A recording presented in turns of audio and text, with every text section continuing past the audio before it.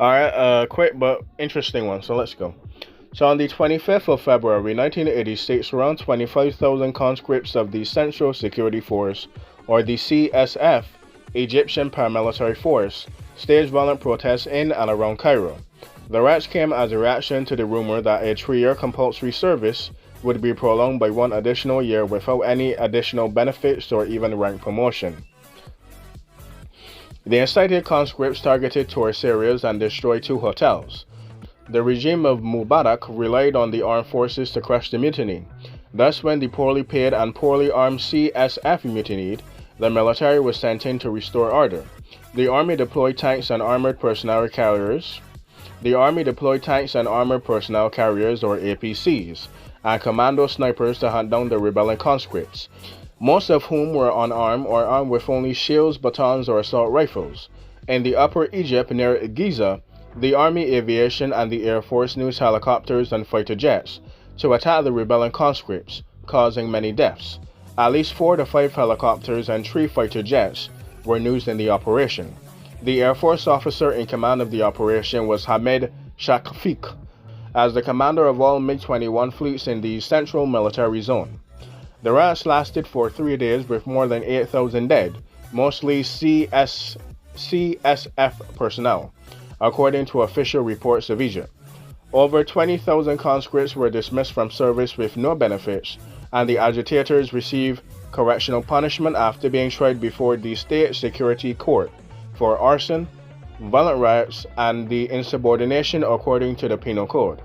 Some reports related that the mutiny was a conspiracy against the Minister of the Interior, in charge by then General Hamid al-Rashidi, due to his policies.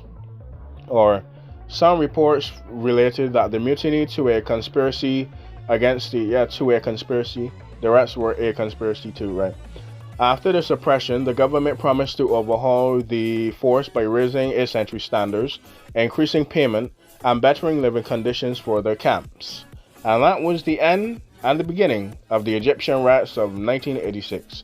Anyway, I hope you enjoyed. I do hope you learned something. It was kind of short, kind of sweet. So, of course, I'll pretty much edit this one time. I don't even think it's much of an edit, really. Probably like 1 or 2 back and forth, really. But without that being said, hope you enjoyed. Remember to sanitize. Remember to stay safe. And until next time, I'll see ya. The Iranian one is going up Thursday, maybe Friday. Not too sure, but I'll edit it on the bus to and from.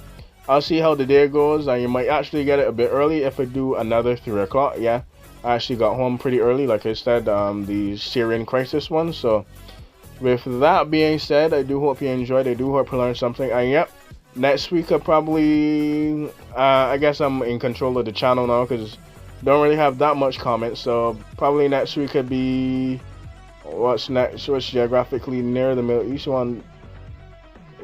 Soviet Union, not really, but anyway, I forgot something. Probably Africa, South America, depending on how I feel or if I really want to try. Alright, if I want to remake something from a region, I'll do that region. So, with that being said, I want to remake the Iranian crisis and the Syrian crisis. So, we get Middle East this week, and next week we'll probably do the South Sudan Civil War again. So, probably Africa or Latin America, depending on which one I'm dealing with first. I do think the South Sudan one was actually taken down, so I think we might do South Sudan. More footage though, so.